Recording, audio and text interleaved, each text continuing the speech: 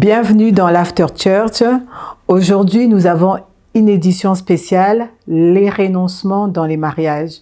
Pendant plusieurs vidéos, on nous a appris, ça veut dire quoi renoncer à soi, porter sa croix. Et pour cette édition spéciale, on a une invitée spéciale.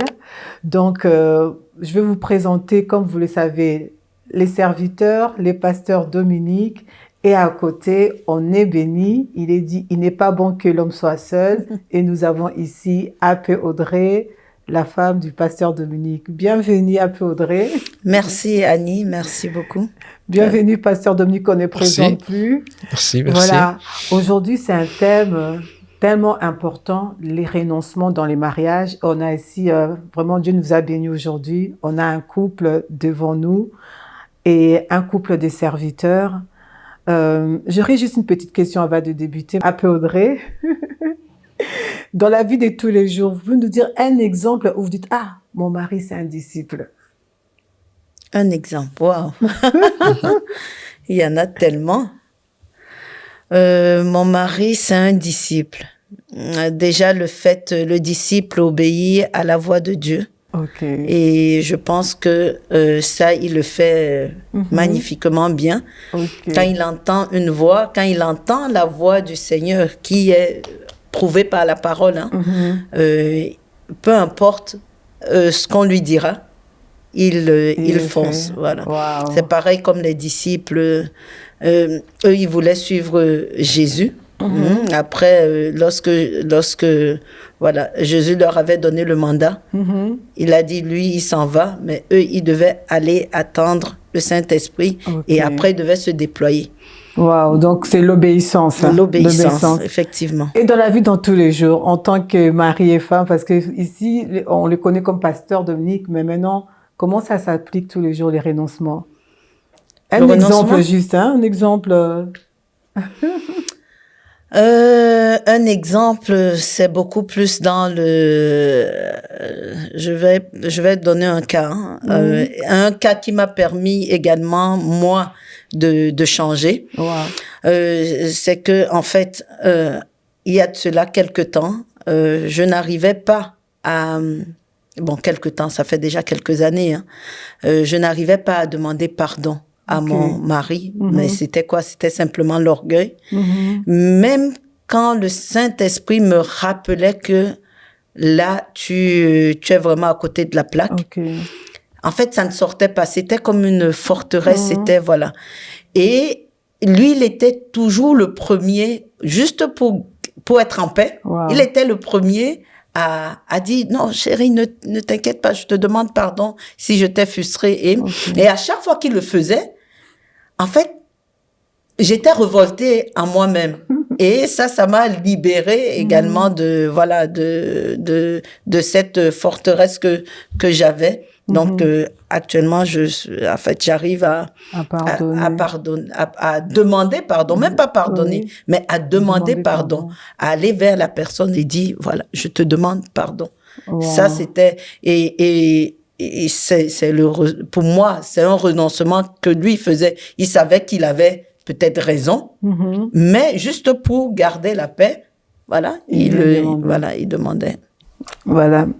Merci beaucoup pour cet exemple. Pasteur Dominique, maintenant, je reviens vers vous, parce que vraiment, l'exemple de Apé Audrey, c'est la vie de tous les jours, en fait. Hein? Bien sûr. Et vous avez bien expliqué pendant les cultes qu'on se rend compte, on se rend compte que même les chrétiens divorcent. Oui. Et vous nous avez parlé du renoncement à soi, porter sa croix. Vous pouvez nous expliquer maintenant comment ça se fait que même dans l'Église, on se rend compte qu'il y a des divorces? Oui, c'est très important d'aborder ce sujet parce que dans la pensée de Dieu, le divorce ne devrait pas exister parmi ses enfants.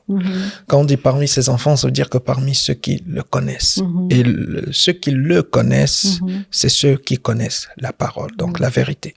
Alors, donc, selon la vérité, le mariage est une institution divine. Le mariage appartient à Dieu. Et les mariés se marient pour servir Dieu. Ok. Ça veut dire que l'approche du mariage, selon la Bible, c'est un travail. Ça veut dire qu'on va dans le mariage pour travailler. Ok. Et on travaille pour quelqu'un. On travaille pour Dieu. Ça veut dire que c'est Dieu qui nous donne du travail. Ok. Donc, lorsque tu te maries, en fait, c'est comme si Dieu t'avait envoyé travailler dans son entreprise. Ok. Et le mariage, là, c'est l'entreprise de Dieu. Et toi, tu es juste un ouvrier. Un ouvrier, oui. Et alors, en tant qu'ouvrier ou ouvrière, Dieu te donne ta fonction. Te dit, comme dans chaque entreprise, hein, on t'engage, on te dit que voilà, tu es secrétaire. Ou bien tu es femme de ménage, ainsi de suite. Alors donc, tu viens dans ce travail, dans cette entreprise. Si tu es un homme, Dieu te dit, ton travail, c'est d'aimer ta femme. Ta femme, oui. Okay? Ta femme, là, sera comme ta collègue, puisqu'on est ici dans une entreprise. Okay?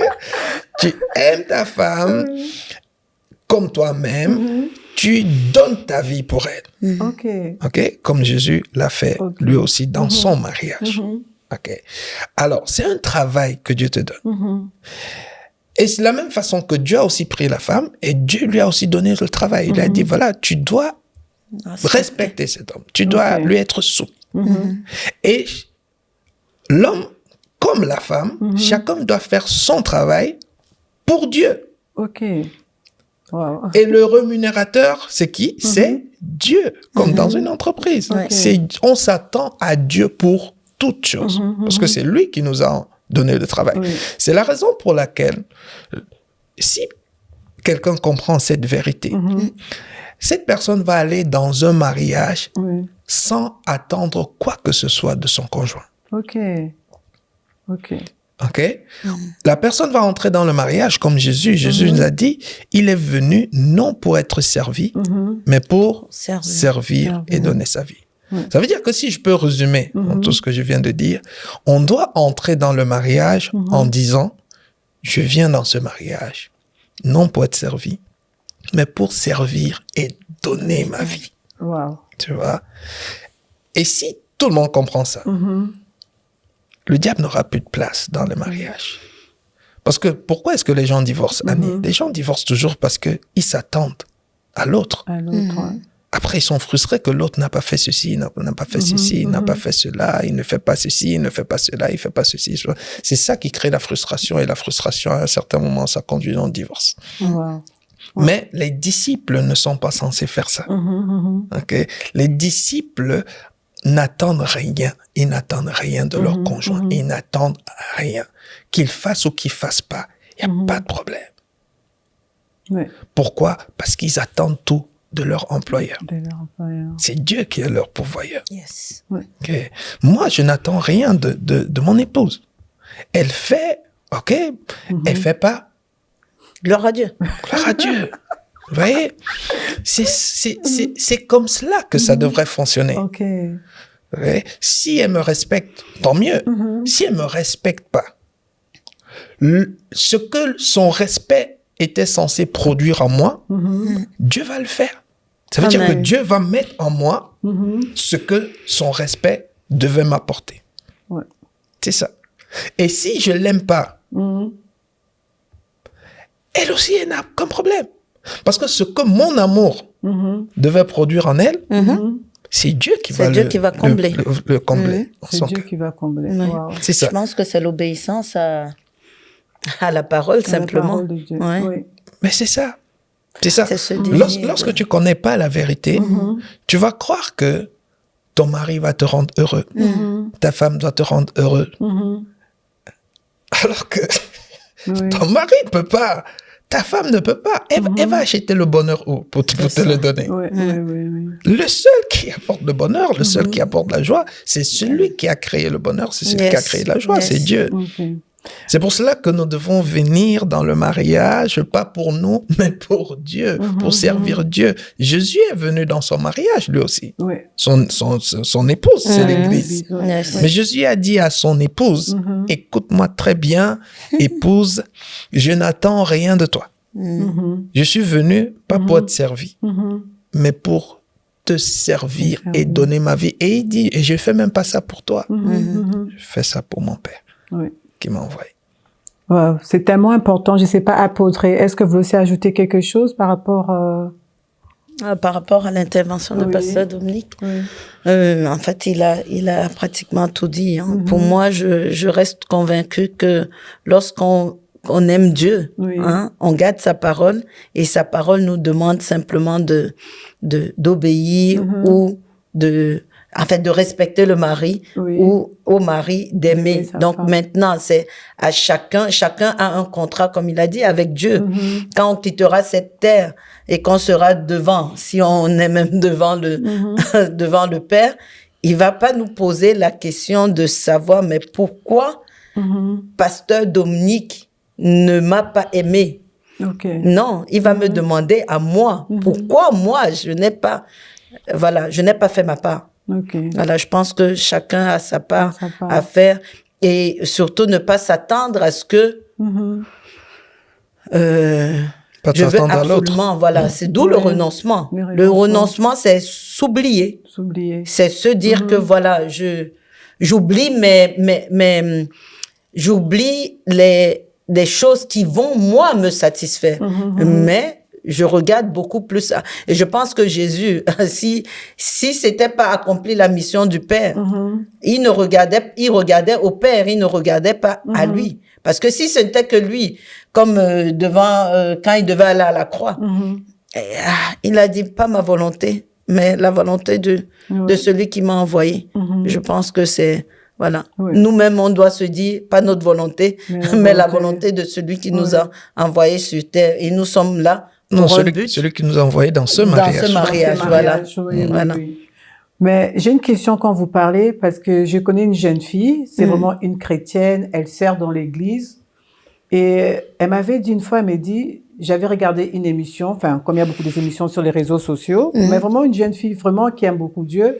Elle m'a dit, j'ai suivi une émission et la personne disait, si tu es blessé, tu as des blessures, c'est pas grave, marie-toi et c'est dans les mariages que ton mari va te restaurer.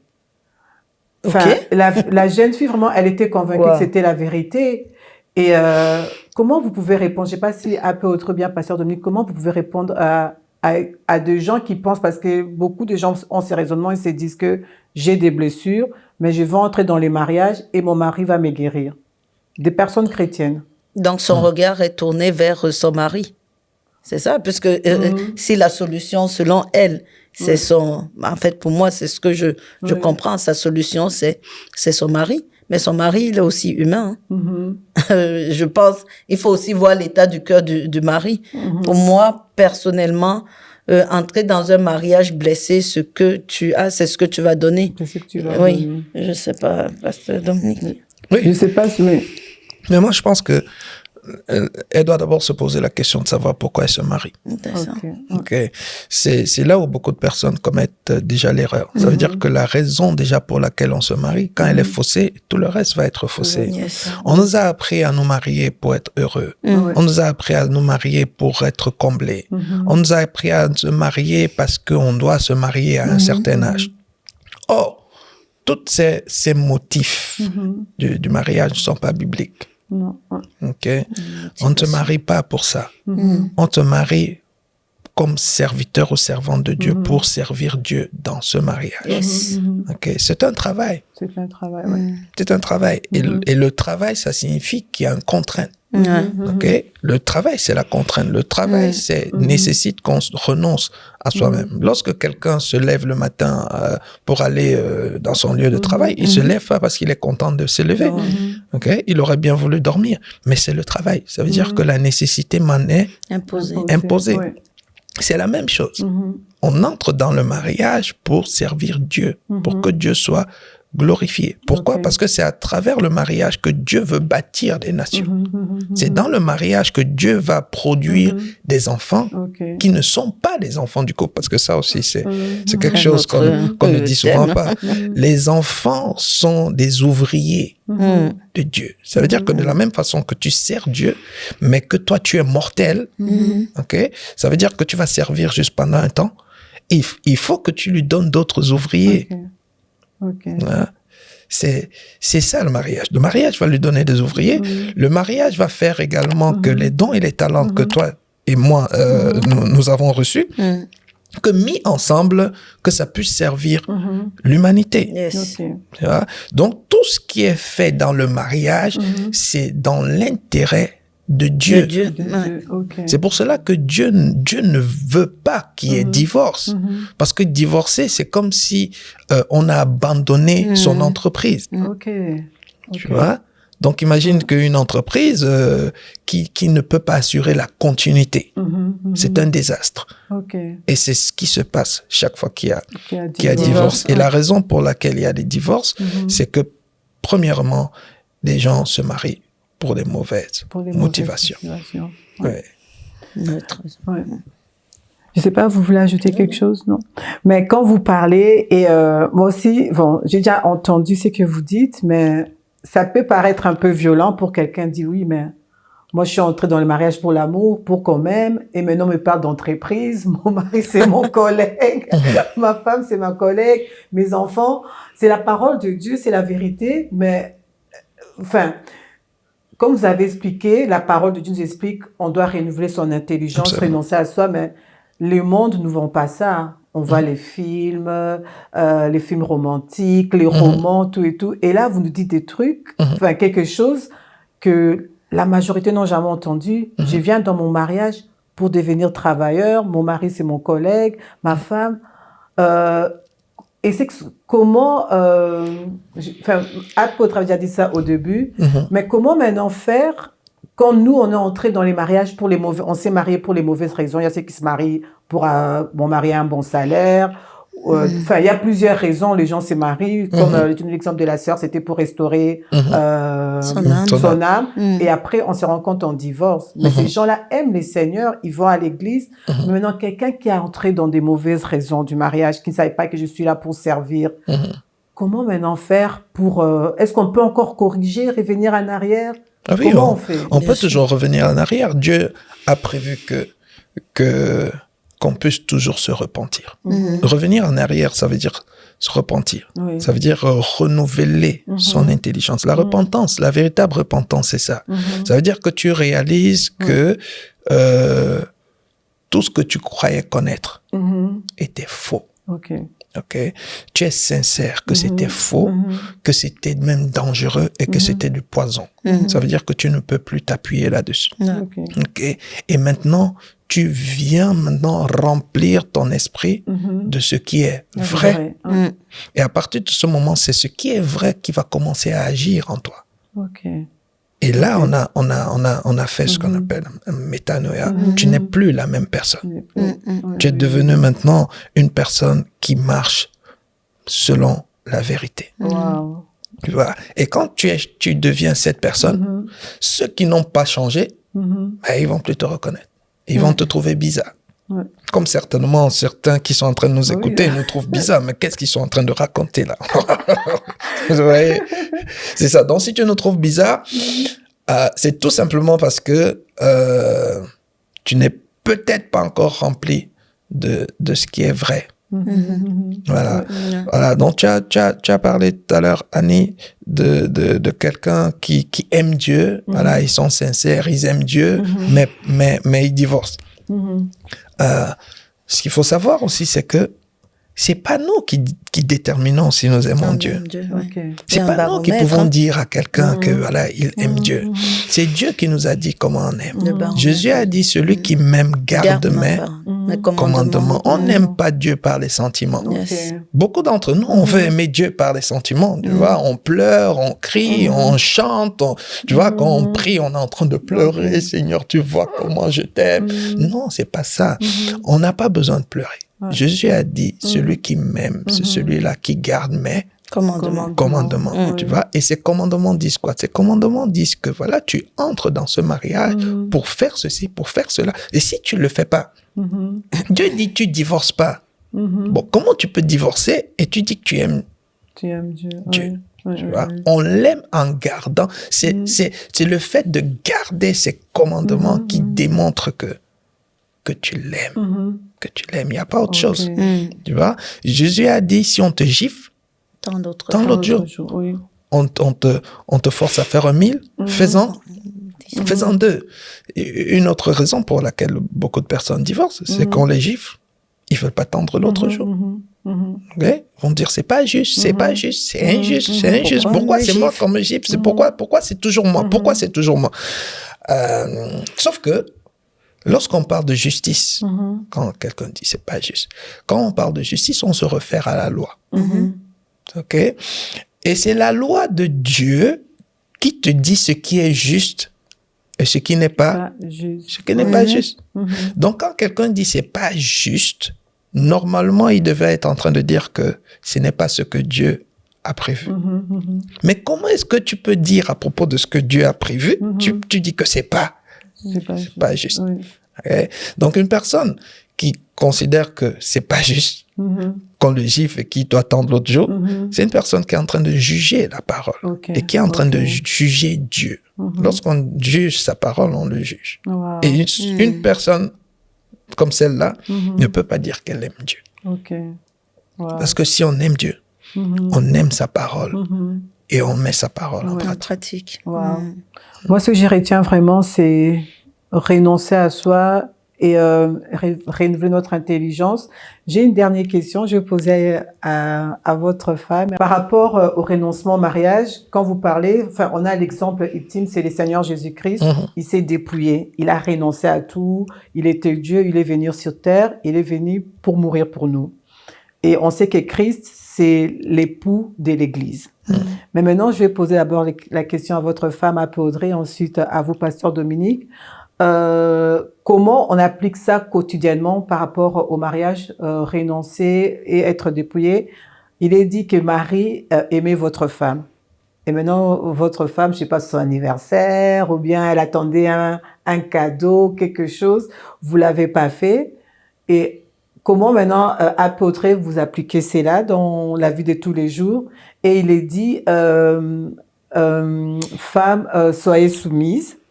Et un exemple, votre mari revient du travail, il est fatigué, avec les amis, il n'y a pas à manger, vous n'avez pas fait son plat préféré.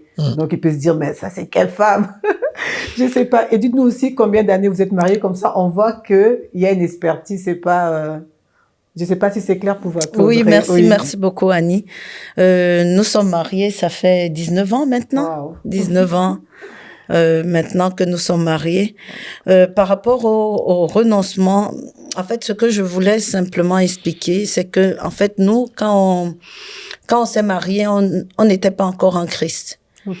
Et moi, personnellement, quand je suis entrée dans le mariage, j'avais beaucoup d'attentes. Vraiment beaucoup d'attentes. Et en venant à Christ, il y a ce travail de renouvellement de l'intelligence et de vouloir plaire à Dieu, de vouloir obéir aux instructions, aux commandements de Dieu. Et en fait, je continue à faire le travail, je n'y suis pas encore. Et je me souviens que quand je suis venue quand je suis entrée dans le mariage, j'aimais beaucoup me déplacer, les voyages. Mais mon mari, c'est quelqu'un qui n'aimait pas se déplacer. Et petit à petit, je sais pas comment le Seigneur a fait, cette partie-là d'aimer voyager, en fait, il me l'a ôté, je ne sais pas. Mais je pense que le désir de vouloir faire son plaisir, il vient travailler ton cœur. Donc, qu'il le fasse ou qu'il ne le fasse pas, en fait, le détachement est venu de soi-même. En fait, le Saint-Esprit est venu travailler dans mon cœur. Et par rapport aux attentes, comme tu as posé la question, par rapport aux anniversaires, en fait, personnellement, qu'il le fasse, qu'il ne le fasse pas. Je sais pas comment expliquer, mais je sais que c'est l'Esprit de Dieu qui vient travailler. Il n'y a pas un schéma que en fait, je ne peux pas dire que j'ai actionné ça et ça produit ça. Je me suis simplement dit, Seigneur, toi, tu connais mon cœur, tu connais les failles que j'ai, voilà, viens simplement faire ton œuvre en moi. Et laisse-moi te dire, Annie, il y a beaucoup de choses que le Saint-Esprit continue à me montrer, même jusqu'à présent. Parfois, pasteur d'homme peut rentrer et j'ai passé mon temps à travailler. Je me suis pas rendu compte du temps. Tu as parlé, par exemple, du repas et pour lui, il n'y a pas de repas favori, hein, en général. Non, je me souviens même au début de notre mariage, en fait, quand on a donné notre vie au Seigneur et que parfois je lui posais la question, qu'est-ce que tu veux que je te fasse à manger? Il me disait, la réponse était, non, fais ce qui te vient. Wow. Donc, pour moi, et je pense qu'il travaille, et moi aussi, à mon niveau, à travailler au renoncement. Je m'attache pas et je pense que c'est la clé de la liberté également. Et de pouvoir garder son cœur. Wow. Parce que si je m'attends, je sais que je vais être frustrée parce que c'est un humain. Et comme je vais être frustrée, je vais pas obéir à garder mon cœur. Et du coup, ça va être des tensions, ça va être, et aussi on doit être des modèles aussi pour nos enfants, juste à la maison, pas juste à l'extérieur.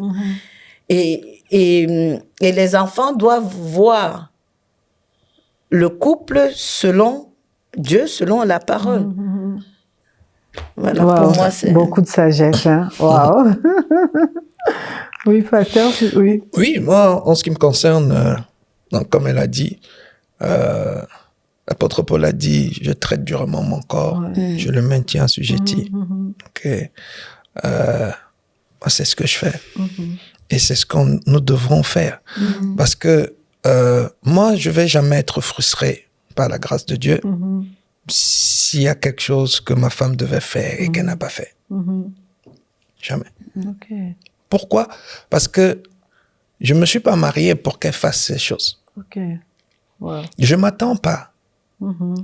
Mon seul et unique pourvoyeur, c'est Dieu. C'est Dieu. Et c'est pas des blagues. C'est ce que la parole nous dit. C'est Dieu. Alors, maintenant, de manière concrète,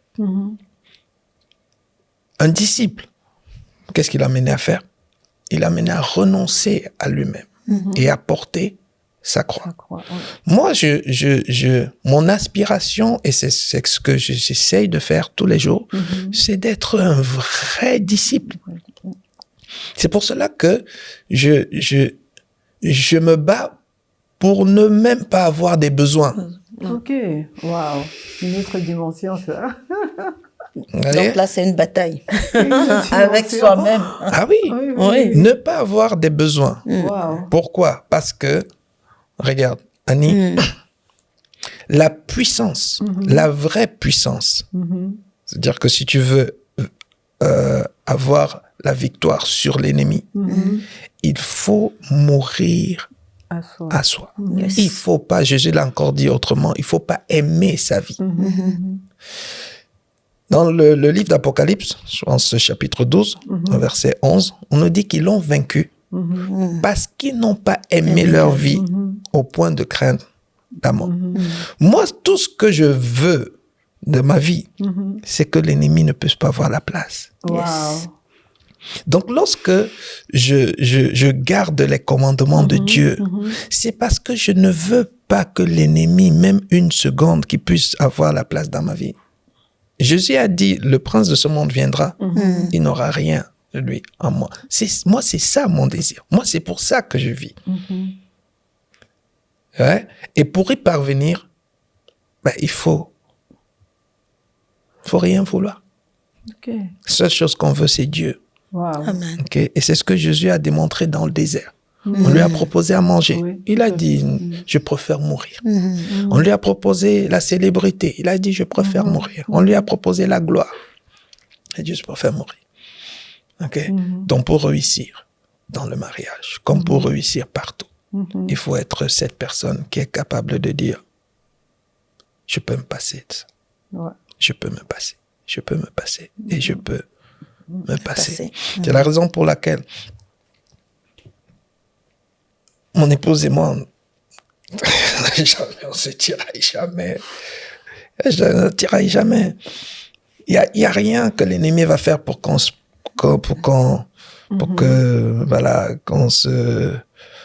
soit irrité. Wow. Il y a rien qui m'irrite. Il y a rien qui nous irrite. Et c'est ça notre combat. Notre combat, c'est pas d'obtenir des choses, de faire des choses. Non. La gloire, c'est pas ça. Comme elle a dit tout à l'heure, la vraie liberté, c'est lorsque tu peux te passer des choses. Ouais. Tu peux te passer de tout. Tu peux te passer même du merci. Wow. Il y a des gens, ils peuvent même pas se passer Même de du merci. Wow. Ça veut Même dire de- qu'il fait des choses, si on ne dit pas merci, On m'a pas dit merci. Et je pense aussi que, bon, peut-être, il y a parfois un conflit même au niveau des ressources, hein, de la maison, de l'argent. Oui. Ah, tu as dépensé ci, ça. Et ici aussi, on n'arrive pas, à la grâce de Dieu, à renoncer à tout ce qui est, même financier, même dépenses, même, voilà. Wow. Pour moi, c'est vraiment une complémentarité parce que le Seigneur, en fait, moi, je suis l'aide. Oui, oui. Et on n'arrive pas, à la grâce de Dieu, à chacun déjà se connaître, de se dire que dans ce foyer, que ce que je suis censé ramener, hein, que ce que je suis censé faire, et chacun connaît son rôle. Wow. Voilà, donc c'est ça. Mais moi, j'appelle ça le mariage des disciples. Les mariages des disciples, oui. Les disciples ne divorcent pas. Les chrétiens divorcent. Ouais. Donc, on doit d'abord devenir disciple. Et ensuite, on pourra vaincre le diable dans tout ce qu'on entreprend. Voilà. Mais quand on n'est pas disciple, on est en danger. Tout à fait. Et le ouais. disciple, comme on l'a dit, il renonce à lui-même, il porte sa croix. Ça veut dire que quand tu es dans ce mariage, tu dis, je suis venu travailler. Je suis pas venu pour qu'on me serve. Je suis venu servir et donner ma vie. Okay. Voilà. Si on est convaincu de cela, le diable n'a pas de place. Il est obligé de plier ses bagages et partir. Waouh. Je sais pas, pasteur, est-ce que, vous voulez encore ajouter quelque chose un peu, Audrey? Parce que, comme dans cette émission des After Church, comme on dit, c'est vraiment renouveler son intelligence, appliquer la parole. Et là encore, j'ai envie de dire, c'est très, très lourd ce qu'on vient d'entendre. Et non, moi, ce que je peux juste recommander aux personnes, c'est de lire le livre que le Seigneur m'a inspiré. Tout le monde peut réussir son mariage. Ah oui, tout le monde peut réussir son mariage. C'est un livre que j'ai écrit sous l'inspiration du Saint-Esprit pour montrer que il y a beaucoup de choses qu'on n'a pas compris. Il y a beaucoup de choses qu'on enseigne en croyant bien faire, mais qui détruisent. Okay. Moi, j'ai l'habitude de dire que lorsque je conseille des fiancés, des personnes qui veulent se marier, je leur dis que moi, j'ai pas besoin de passer 5 minutes, plus de 5 minutes avec eux. Ah oui. Je leur donne 2 conseils. S'ils le suivent, ils vont réussir. C'est intéressant, s'ils suivent pas, 2 conseils. S'ils ne suivent pas, ils vont échouer. Ouais. Je leur dis, numéro 1, n'attends rien de l'autre. Ok.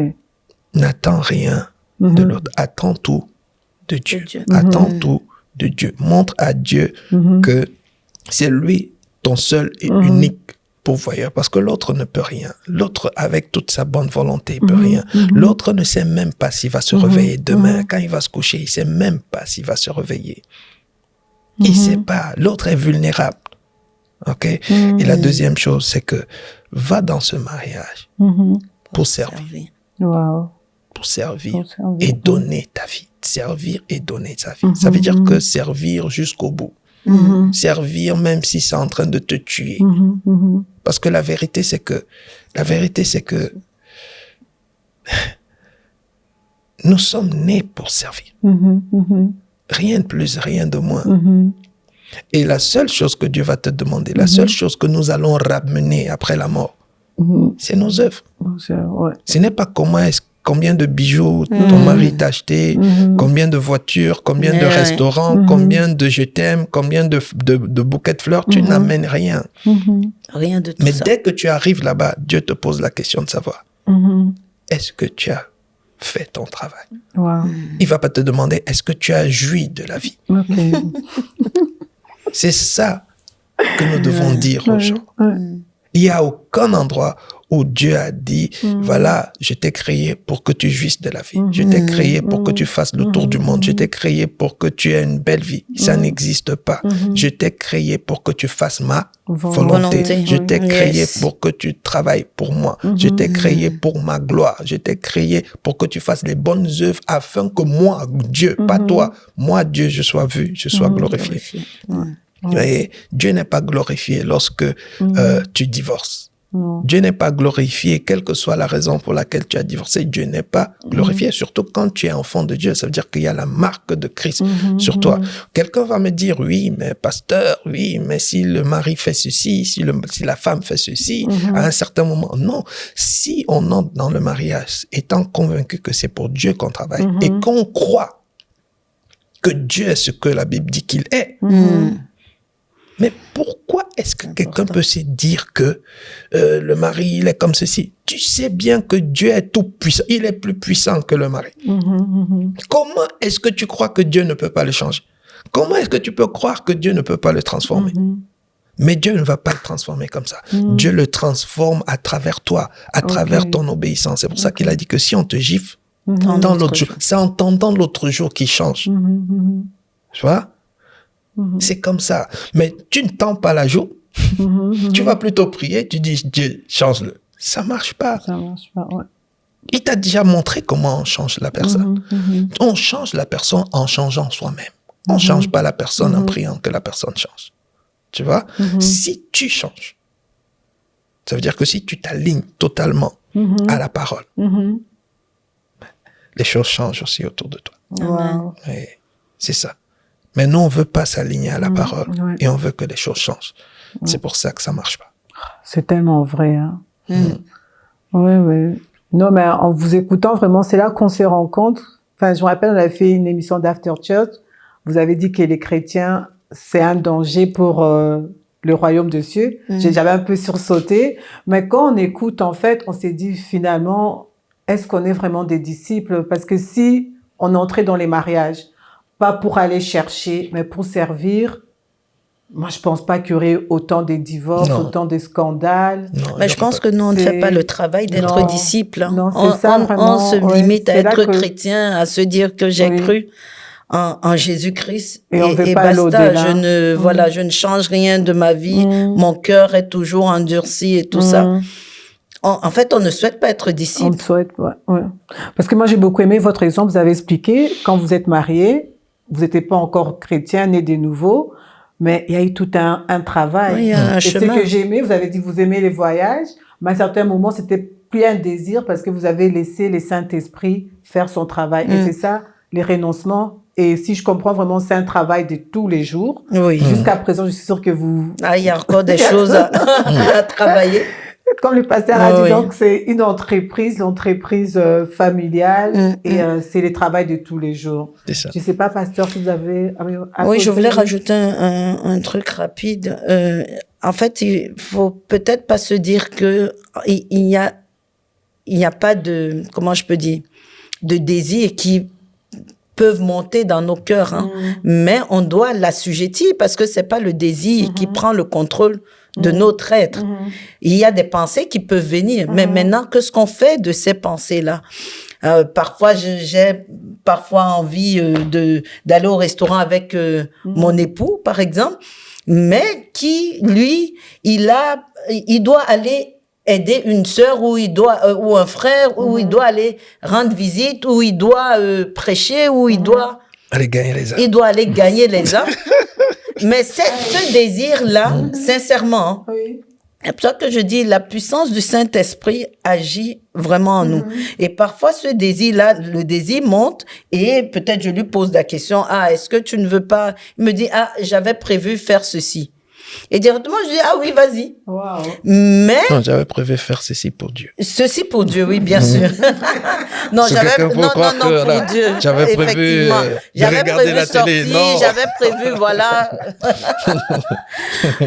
Mais bizarrement, le Seigneur me comble autrement. Okay. Sincèrement. Mais donc, ça permet... tu dis? Non, vas-y, allez-y. Donc, ça me permet de... Voilà. En fait, je ne m'attarde pas. Je ne laisse pas mon cœur m'envahit des pensées négatives, tu vois. C'est vraiment un Je me travail, commençais ouais. à se dire, ah non, tu vois, il ne pense pas à toi. Ah non, il ne veut pas faire ceci. Non, non. Wow. Il fait ce qu'il a à faire. Et je sais que c'est inspiré par Dieu. Je me le dis que c'est inspiré par Dieu. Et je le laisse et je dis, Seigneur, peut-être tu avais prévu quelque chose d'autre pour moi. Alors, allons-y. Mais Voilà. j'ai envie de, quand vous parlez de l'extérieur un peu, ça peut paraître un peu austère comme ça, hein, la discipline, la rigueur. Vous êtes marié 19 ans, vous avez 2 enfants, on voit comment vous évoluez, mais les gens qui vous connaissent pas, je veux dire, mais j'ai envie de dire, quels sont vos, enfin, on a compris que vous êtes des serviteurs avant tout, hein, ça. Ah oui, ça c'est... Tout le monde a compris. Mais C'est la je peux priorité dire, pour quels nous. sont vos moments de joie ou bien, je Ah sais oui. pas. Non, il y en a comment- beaucoup, Oui, hein. parce que quand ça fait un peu carré comme ça, mais ça peut sortir de l'austère. On dit toujours il y a beaucoup de joie à servir les seigneurs. Comment ça se manifeste dans ces mondes des renoncements, de laisser les Saint-Esprit? Non, il y a beaucoup. C'est comment les moments de oui? Parce Non, que des on moments dit- de joie. Oui. Les moments de joie, déjà, c'est quand, par exemple, lui, il sort des livres. C'est un moment oui, pour c'est nous de vrai. joie. En fait, c'est comment je peux dire, les œuvres, comme on a dit, puisque il y a certaines œuvres qui parlent à notre faveur Ok. devant le trône. Il y a ça, par exemple, il y a des moments où on prend aussi le temps de se retirer ensemble. Ok. Oui. Non, il y a beaucoup de moments et même à la maison, parfois, on adore, on chante, non, Ok. oui. Il y a beaucoup de moments on n'est pas, Il y a comment plus je de peux bonheur dire? à servir les seigneurs. Oui. Vraiment, c'est ça que on doit retenir parce que peut-être les gens, avant de laisser la parole au pasteur, j'ai pensé à une image hein, et puis on va clôturer. Moi, j'habite près d'un chemin de fer et avant que les trains arrivent, il y a d'abord l'alarme. Et puis les feux rouges et puis les barrières. Donc, ça veut dire que moi, je dois m'arrêter. Je dis, si on a fait les codes de la route, c'est pas pour nous embêter. Non. Ça veut dire que si je traverse, il y a danger de mort. Et j'ai envie de dire aussi, quelqu'un va dire, oh ouais, oui, mais c'est carré, c'est carré. Mais avec Dieu, c'est la même chose. C'est clair. Enfin, parce que c'est pour ça on doit aimer la parole de Dieu. Comme on aime le code de la route, enfin, je sais pas si on aime le code de la route, mais on les fait. Moi, chez moi, je peux pas passer. T'as Il des y a règles, d'abord l'alarme, les barrières, les feux rouges. Et moi, comme j'habite dans le quartier, je sais que ça prend 2 minutes avant que les trains arrivent. Donc, si on a fait ça, c'est pour dire que si tu traverses, il y a danger de mort. Et je pense que la parole de Dieu, ce que vous nous expliquez avec les mariages, les renoncements, on doit voir ça ainsi. C'est pas que Dieu ne nous aime pas, Dieu ne veut pas. Dieu, c'est lui qui nous a créés. Il sait ce qui est bien. Et aussi, on a un exemple d'un couple qui est là, qui a des enfants, qui produit beaucoup des œuvres. Parce que j'ai pas présenté un peu Audrey, mais elle fait beaucoup de choses, hein. Donc c'est pour dire que on doit retenir que c'est pas que Dieu ne dit pas, ne fais pas, ne fais pas, ne fais pas. Non, Dieu nous aime et les règles sont là pour nous protéger. C'est pour nous. Je sais pas, pasteur, si vous avez un mot de la fin. Non, mais comme tu as dit, les règles sont là pour nous protéger. Oui. Moi, j'ai un neveu qui est resté chez nous pendant 6-7 ans. Okay, il est venu faire des études. Et il a dit à sa mère, à la fin de ses études, quand il devait quitter la maison, il a dit, il n'a jamais entendu même quelqu'un hausser la voix. Wow. Pendant les 7 ans qu'il a passé à la maison. Wow. Tu vois? Et c'est lui qui a rendu ce témoignage. Ouais, parfois, c'est des choses comme ça qui nous font comprendre que, ah oui, c'est jamais il a entendu, jamais une petite dispute. Wow. OK? Donc, c'est juste pour revenir à ce que tu dis. Lorsqu'on décide de suivre la parole, on est juste là en train de se protéger. La parole est là pour nous protéger. Elle n'est pas là pour nous. C'est pour protéger ce bonheur. Et je voulais finir avec ça. Beaucoup de personnes, parce que tu as posé la question de savoir s'il y a des moments de joie. L'erreur que beaucoup de personnes commettent, c'est qu'ils confondent le plaisir et la joie. Wow. Tu vois? C'est très important qu'on fasse une distinction, tu vois. Le plaisir, c'est ce que beaucoup de personnes recherchent. Dieu, lui, veut nous donner la joie, pas le plaisir. Le plaisir est éphémère. Quand tu vas au restaurant, tu as plaisir, tu as mangé, c'était bien. Après, il n'y a plus rien. Il faut que tu recommences. Tu vois? Et tu le veux tout le temps. C'est ton anniversaire, tu veux telle chose, tu veux, voilà, on t'achète ceci, ça te fait plaisir là quelquefois, et après, c'est reparti. Le plaisir, il est éphémère. Il faut renouveler le plaisir tout le temps. Tout le temps. Tout le temps. Oui. Et c'est pour ça que le plaisir rend esclave. Le plaisir ne vient pas de Dieu. Ok. OK? Wow. Le bonheur vient de Dieu. Yes. Le bonheur ne dépend pas des choses de l'extérieur. matérielles. C'est pour ça Wow. que ma femme, moi, je veux pas que ma femme vive du plaisir. OK? Ben, moi, je lui achète pas des cadeaux.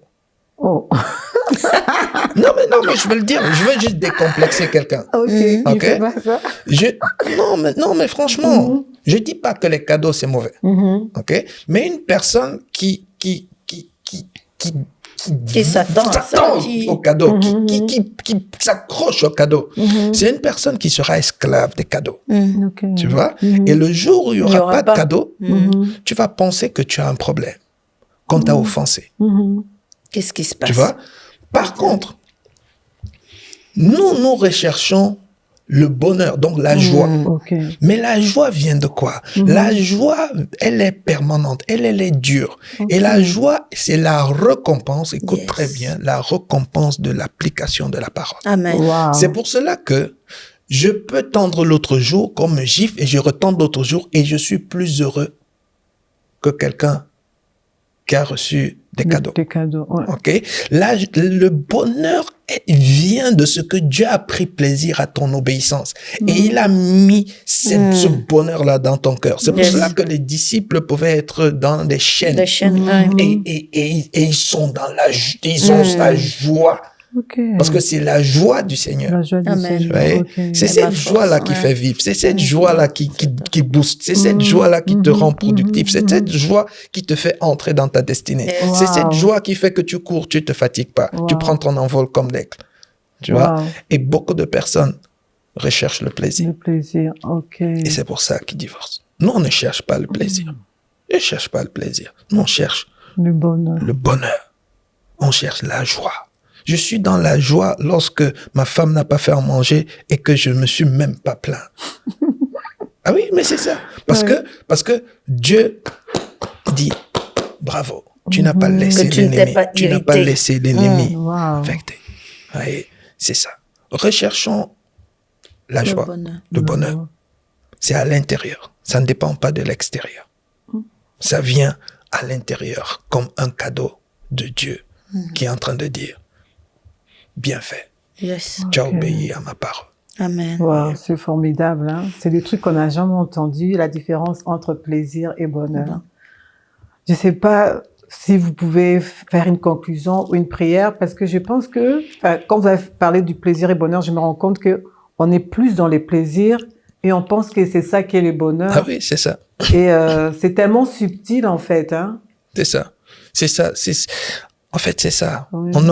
On confond. Oui. C'est comme à l'église. Je vois des gens sauter, manifester, exalter, et tout le monde pense que c'est eux qui sont dans la joie. Alors que ces personnes, la plupart du temps, je dis pas tous, hein, la plupart du temps, à l'intérieur d'eux, il n'y a aucune joie. Okay. Et tu peux voir quelqu'un d'autre qui n'est pas en train d'exalter, de sauter, qui est dans la joie.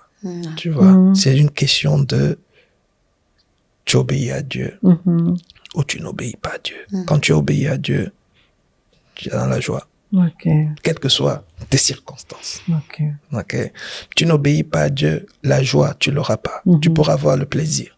Mais il y a le plaisir aussi qui vient du diable. Tout à fait. Il y a des gens qui prennent plaisir quand quelqu'un souffre. Ils prennent plaisir quand le voisin a mal. C'est un plaisir. Oui. Mais oui, il rigole. Il est content. Il saute. Tu vois? Mais sauf que c'est pas la joie. Ouais. Oui, vraiment, Pasteur Dominique et Apôtre, merci pour la sagesse que Dieu a mis en vous. Et par rapport, moi, c'est que je voudrais vraiment, si on peut prier, parce que je me rends compte, même moi, dans tous les jours, on confond plaisir et les bonheurs de Dieu.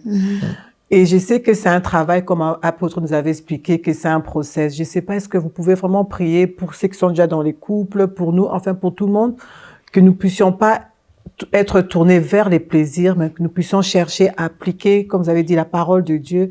Et là, nous allons vivre le vrai bonheur et la paix, parce que en vous écoutant, j'ai compris, il y a des divorces parce qu'on recherche les plaisirs, en fait. C'est les plaisirs, l'ennemi des couples. Amen. Ok, je vais prier. Prier. Ouais.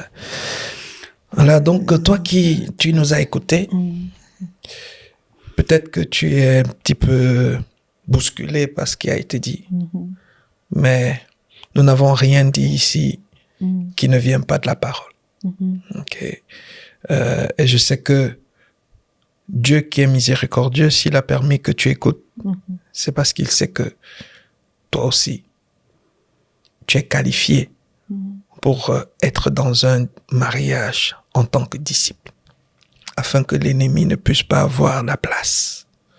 Donc nous allons prier, et nous allons prier que le Seigneur visite tous ceux qui sont en train d'écouter, tous ceux qui seront connectés, qui visitent tous les couples, et qui leur donne la sagesse qu'il la dépose dans leur cœur, afin que là où l'ennemi est en train de les troubler, de façon directe ou indirecte, que c'est la main de Dieu, que c'est la vie de Dieu qui règne. Amen. Père, au nom de Jésus, nous élevons la voix maintenant, Père. Toi qui nous as fait grâce, mon épouse et moi, en nous faisant connaître ces choses et surtout en nous permettant par ton esprit de les mettre en pratique pour ta gloire. Père, merci de ce que toi qui ne fais exception de personne, Père, que la même grâce, encore supérieure, Seigneur, soit maintenant sur tous les couples et sur toutes les personnes, Seigneur, qui sont connectées au son de notre voix. Amen. Père, dans le nom puissant de Jésus, Père, qu'un renouvellement de l'intelligence, Seigneur, s'opère de manière surnaturelle, afin que, Père, tous rejettent les mensonges et les fausses motivations, Seigneur, que beaucoup ont amené dans leur mariage. Seigneur, toi qui restaures, toi qui es le Dieu qui peut relever, Seigneur, relève ceux qui ont besoin d'être relevés. Seigneur, fortifie ceux qui ont besoin d'être fortifiés. Et prépare, Seigneur, ceux qui doivent encore entrer, Seigneur, dans cette institution, pour que chacun entre, non pour être servi, mais pour servir et donner sa vie. Amen. Parce que c'est le modèle que tu nous as montré. Amen. Que chacun entre, pas pour son plaisir, mais pour chercher ton intérêt, l'intérêt supérieur du royaume. Amen. Père, merci de ce que, alors que chacun sera en train de t'obéir, que ta joie, ta paix, Seigneur, les environne et les garde, Seigneur, attachés à toi tous les jours de leur vie. Père, merci. Merci, Seigneur. Nous te bénissons et nous te rendons toute la gloire. Au nom de Jésus, Amen. Amen. Amen, amen, amen, amen.